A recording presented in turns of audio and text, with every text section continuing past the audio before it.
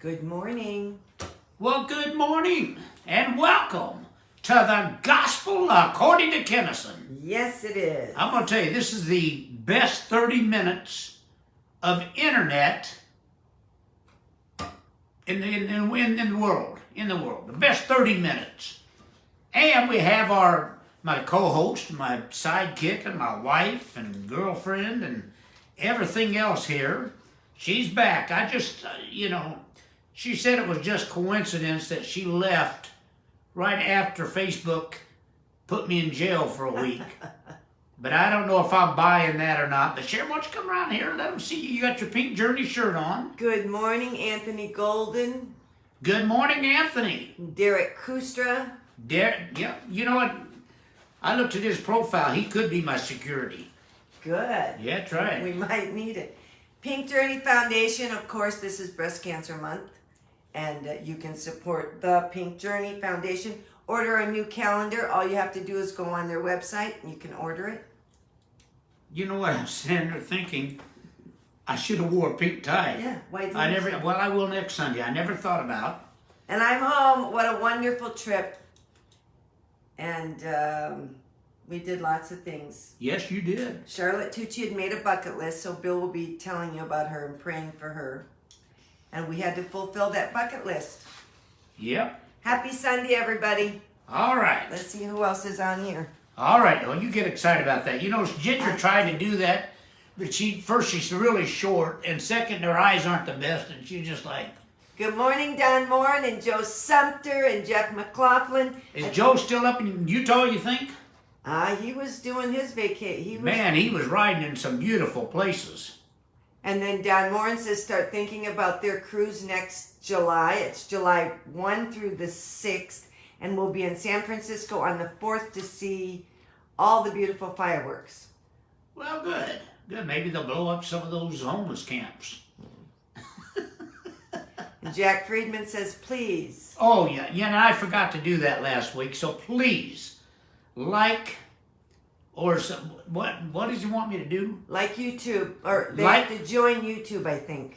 You know, after if I read his, he sent me a message, and if I read it correctly, in 2 hours after he had posted it, we had 350 people that watched that on YouTube. That isn't counting the rest of the week or what we had on Sunday, and so we're doing good. We're doing good. Who else you got? Sister Prakesh. That's from India. That's right. They really do a fantastic work there. If you folks want to sponsor or you want to support a missionary that I know is legit and true and really is with the people, that's those folks right there. Michaela Prakesh, I think I'm saying it right. And wonderful. Her and her husband are just fantastic. And Phoenix Benjamin, good morning. Yep, Phoenix. You know what? One of these days I'm going to go there and I'm going to get a tattoo. Okay. I'm going to because he keeps showing them and stuff, and I'm like, first let me give you a warning to everybody. Don't get your first one. Because if you get your first one, you're going to keep coming back. I'm not getting any. Well, I know. I remember the first one I got, I was 60, and you were telling me, don't you think it's a little old to start getting tattoos at 60? But now I got 3. Good morning, Jeff Cottrell. He's in Texas with us. We were with him yesterday. He watched my granddaughter and my grandson, and I have to say that between the two of them, Finnegan, our grandson, was the more entertaining one. And then he came back. He and his beautiful wife Debbie came back at 5 o'clock and watched Scarlett, and she was marvelous again. She got hit though. She did get. And she plays in that fast pitch and got hit in her elbow, but I'm sure she's all right. But she didn't like that. But I'm glad to see them. And I think we'll either see them today or tomorrow or something because they got to head back. I think they leave tomorrow. So. Yeah, then we'll probably see them today again. Of course, the Dodgers lost. I don't know what attitude that they're going to be in, but we will see them. Phoenix Benjamin said he will come to you. Well, he's a long ways away. I think he's in Florida. I don't know. We'll be down there one of these days. Yes, but I am going to get one. He's a good tattooist. I guess that's what they call them. And Dale Lynn Cook, good morning. Dylan Cook? And Dale Lynn. Oh, Dale Lynn Cook. Glad to have them with us. And Jeff McLaughlin says, what are the other 2 tats? Well, I have one here that Jeff would love, and actually you can go on my pictures on my Facebook in my photos, and you can see of Sam. And then over here I have a tattoo of Ginger when she was probably 10 years old. Then I have one here. Ginger had a miscarriage, and so they had to take the baby, and I have it with the footsteps, or her footprints rather. So I've got to get one of Scarlett before she's grown, and of Finnegan. Then I keep saying that'll be it, but you get addicted to it. Yes, they're expensive too. And Phoenix Benjamin said he's lived in Dallas for the last 12 years. He's in Dallas? Yeah. Oh yeah, we'll go see him. We're going to be in Dallas. Oh yes, we are. Yes, we are. For the Farrah Fawcett. I would love to. I hope we got time. I could love to go see him. But we will be in Dallas for the Farrah Fawcett Cancer Foundation, and we're going to be there when, Jerry? Thursday the 20th. That's this Thursday? That's her big day. Okay, and guess there's going to be a lot of celebrities, George Hamilton and Linda Gray, and you was going down the list the other Sheryl Crow's night. performing. Sheryl Crow is performing, So and I know it's a little expensive, but it's definitely worth coming to. yeah, it is, but it's high dollar stuff. Yes. It's high dollar stuff.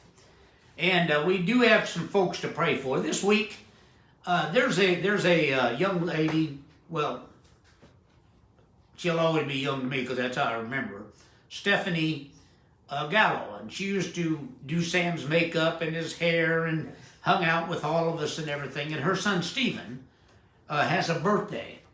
If I'm not mistaken, I think he's 17 on Monday. And Stephen has issues, and so she said that, would anyone send him a birthday card, because he doesn't have any friends. And so I went right out and got a birthday card, and then told him, I'm going to be your friend, and I am. But he's in the hospital, and we need to remember him in prayer. Your cousin Paulette, now it's her back. So she's had knees, fingers taken off, and now it's her back. We need to definitely pray for her. Chuck and Donna Weiss were really sick and didn't know they had food poisoning until after they were over it, but I guess it really took its toll. So let's remember them. Faye and Reggie are close friends that live right next door. I know for Reggie it's a second time around with COVID. I think with Faye that's her first time, isn't it? I think so. She's a nurse and he's a police officer. And anyhow, they have COVID right now. And I told Reggie over our patios this morning that we would remember him and Faye in prayer. And then we got the Irby family that is going to have a memorial for Leonard Irby. And Leonard used to be one of our parishioners in Rockford, Illinois. We actually pastored Leonard for several years. Anyhow, we want to remember the Irby family in prayer. And then Charlotte Tucci. They're in California. Her and Joe in California was probably our closest friends. I would say that we ate out every night for at least 4 or 5 times a week, if not more. And she was diagnosed with early onset Alzheimer's. She's in a clinical trial, and the trip that you just took was actually planned a year ago, was on her bucket list of what she wanted to do, and you all went with her and had the best time. But let's really remember Charlotte in prayer. Yes. In prayer. Because we have all these folks pray for people. And if you think you have issues, she's really becoming knowledgeable about the disease. Yeah, she is checking it out, and we're praying that the clinical trial, and that God will make the difference. I want to, first I want to start off with a thank you this morning. Sherry and I want to thank you for taking and joining us in this journey that we're on. We want from the bottom of our heart, we want to thank you. I know that for some of you, coming out of organized religion, it has not been easy, and I know exactly where you're at. When I was a young man and God started speaking these things to me and what I teach you, and started teaching me that we used in our own family, my brother Sam, my brother Richard, use these principles and of success. But really, it's a truth about you. And many of the ideas presented here challenge a lot of what we had previously believed. And some of the ways in which we had behaved before we came to these truths.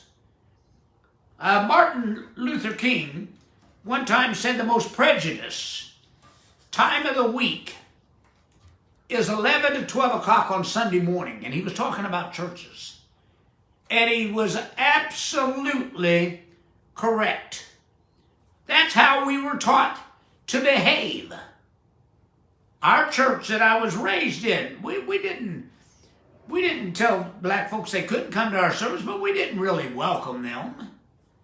And so the things that we believed actually caused us to behave a certain way until we came to these truths. We are invited by these truths to create new beliefs. Now I'm going to tell you why in just a few moments, and to embrace new ideas about how things could be. That's exactly what we're all about. We are called to move to a new thought about our lives and the way we're living them. Now I'm going to try to stay calm. People told me the last couple of weeks that I've really been like a preacher, and that's all right, but I want you to really grasp what I'm telling you. This is a new thought movement. A new thought movement. I give you this truth exactly as it was given to me. I don't try to change it any. I figured if I can handle it, you can handle it. You see, we can't keep on going the way that we've done in the past. We just can't keep on going that way. The ideas by which we have guided ourselves as believers and even the human race have not served us, folks. It has not served us. It hasn't caused you to be wealthy. Hasn't caused you to be healthy. It hasn't caused you to be successful and have that joy unspeakable that they talked about. It really hasn't. They have, in fact, nearly destroyed us. We have to change. We must change if we're going to have any kind of a world at all to hand to our children and to their children. We have to change. You see, these truths were never intended to be given only to me, but were given through me to you and to others. I recognized that when I was young, before Sherry ever married me. She already knew how I preached and I taught. Somebody said, "But you preached to tremendous crowds." Yes, I did. And the reason we did, because we were good. We were young and we were good. And most preachers are such hypocrites. They didn't care what I preached as long as I brought people into their church. As long as there was money coming in.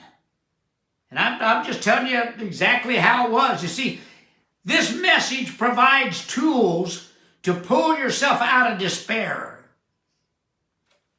to pull yourself out of poverty, to pull yourself out of that realm of depression. And it lifts you to a new level of experience, and it does it by the new understanding of you, of yourself. You're the most important person there is. No one is more important to you than you. How long can we keep ourselves going if we continue to choose the old ways? We used to sing a song when I was a child in church, give me that old-time religion. And in that it goes, if it was good enough for mom and dad, it's good enough for me. No, I don't sing that anymore. I don't believe that anymore. You see, now, the God of my understanding, and please everyone listen clearly for just a moment. The God of my understanding may not be and appear to be the God in which you believe, but it is. I am convinced it's the same God nonetheless. We're all climbing a mountain. And when we get to that top of the mountain, because right now we can't see who's climbing on the other side of the mountain. But when we get to the mountain, they're probably going to be surprised that you made it. And you're probably going to be surprised if they made it. So you may not, the God of my understanding may not appear to be the God in which you believe, but it is. It's the same God nonetheless. You see, I believe that God responds if any person goes to this same God with purity, sincerity, and deep desire. I believe God responds to you. You see, the basic message, and I've read other some what they call sacred writings. I've read them. The basic message of all sacred writings is the same. I know a lot of you are going crazy right now thinking, no, the Bible's the only way. Well, I'm just telling you the basic message of all sacred writings I have found is pretty much the same. What is different is how people have been interpreting them. Let's just take the scriptures.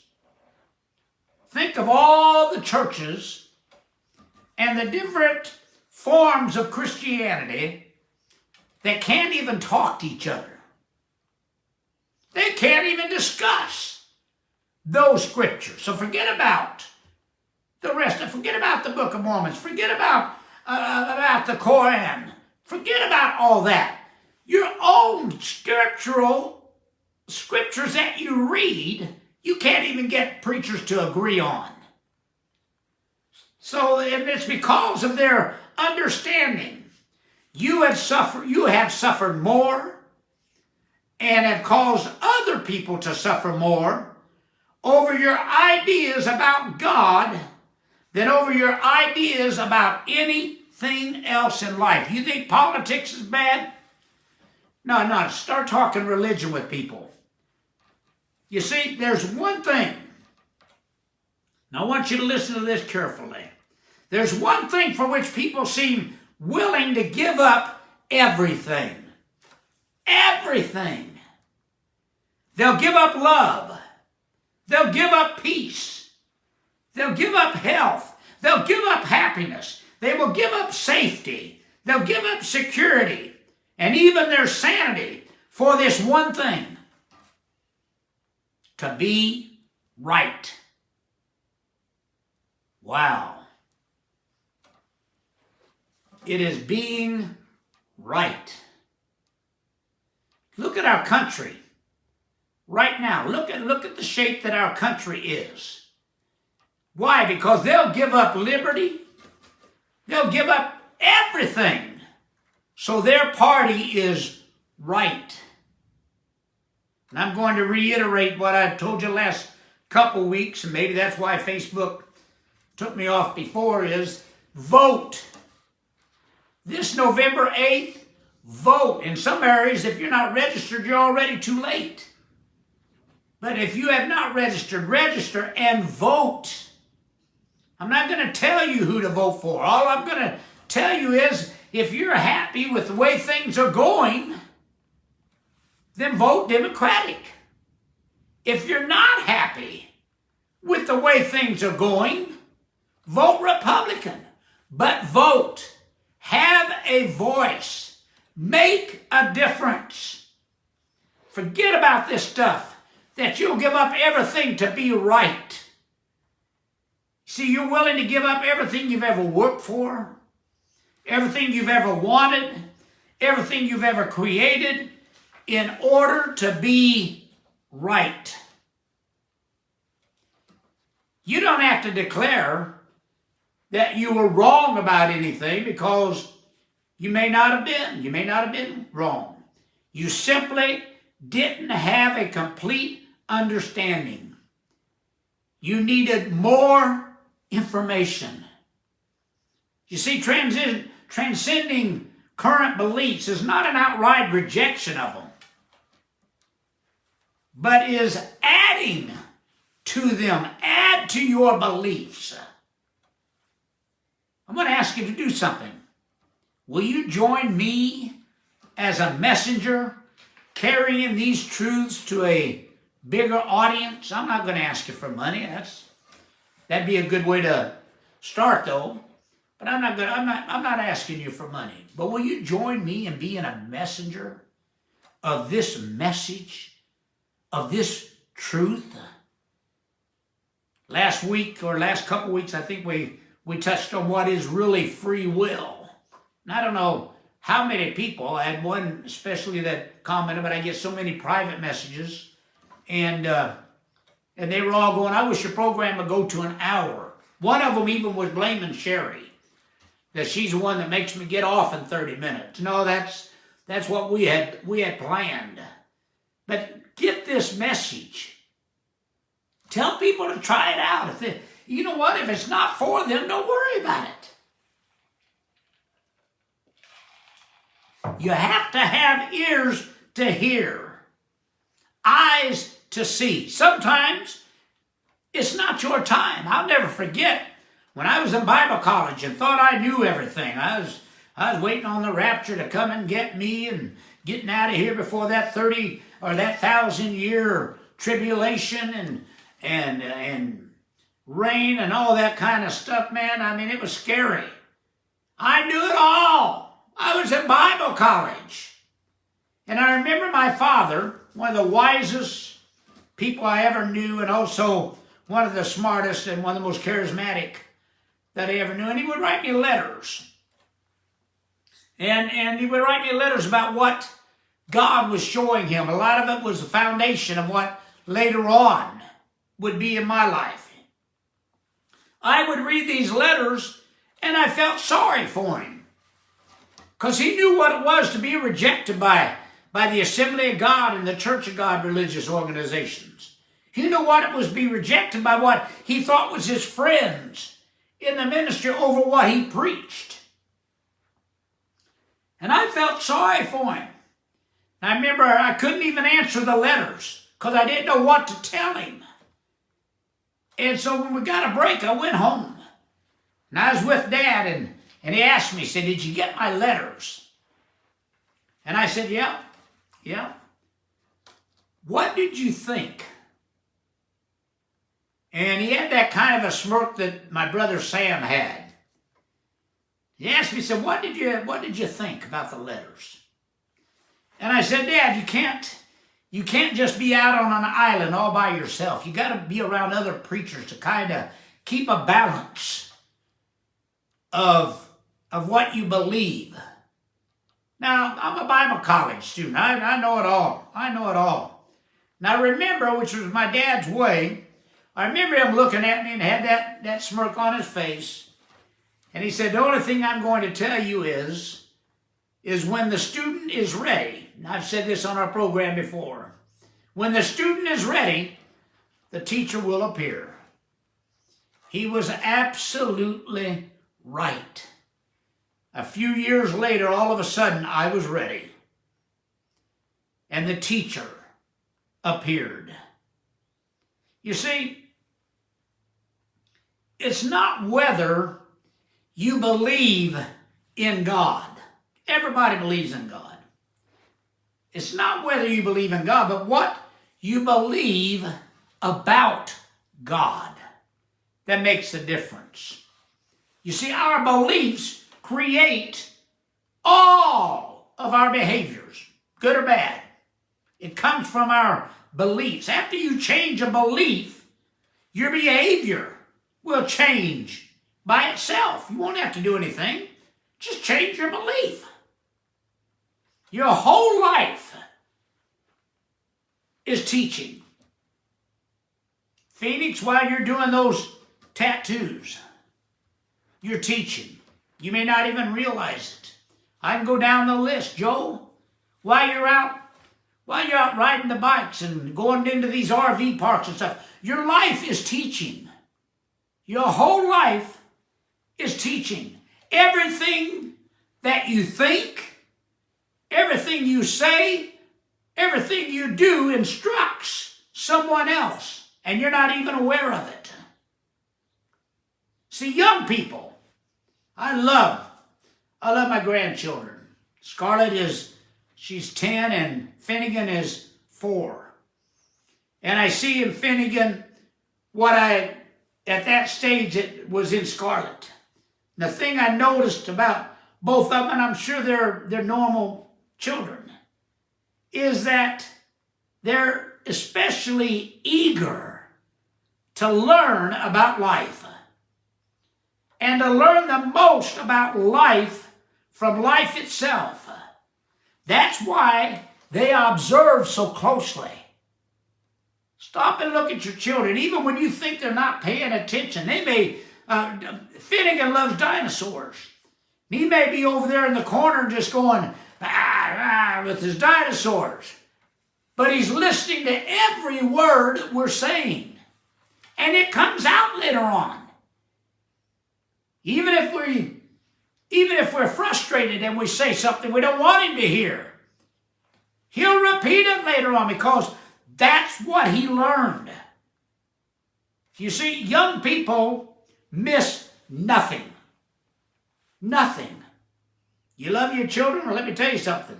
They're smarter than you think because they miss nothing. Do you really think you're kidding them about anything?